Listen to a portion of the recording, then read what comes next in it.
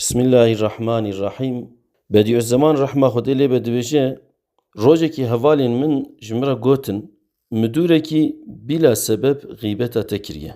Gotinên nexweş ji te re gotine û heqaret li te kiriye. Ez ji ber vê yekî gelek aciz bûm, nêzê sihetekî di bin bandora gotinên midûr demam. Piştî ji rehma Xwedê heqîqeteka wisa hat dilê min. Ji diltangiya min eser nema û min ew midûr helal kir. Ew heqîqet jî ev e. Min ji nefsa xwe re got, ger heqareta wî û qusûrên ku ez pê îttiham kirime di şexs û nefsa min de hebin, Xwedê jê razî be ku kêmasiyên nefsa min dibêje.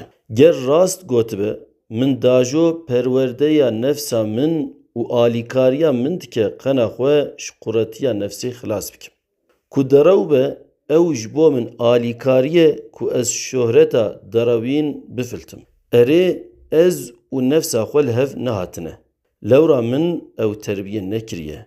Ku li ser stûyê min an jî di dewa me de dû bişkek hebe û yek ji min re bêje û hişyarî bide min divê ez kêfxweş bibim. Spasî jê re bikim ne ku ez jê bixeydim. Ger ew mirov ji bo îmana min û ji bo xîzmetkariya min a Qur'anê heqaret kirbe, ew ne aîdê min e. Ez wî hewaleyê Xwediyê Qur'ana pîroz dikim. Qudreta Allah bê kêmasiye û ew her karî bi hikmet dike. Erê rexneya erênî nefsa mirov terbiye dike.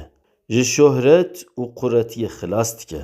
Mirov dikemilîne. Ji ber vê yekê pêwîst e em ji rexneyan re vekirî bin, kêfxweş bin û ji rexnekiran re du'a bikin.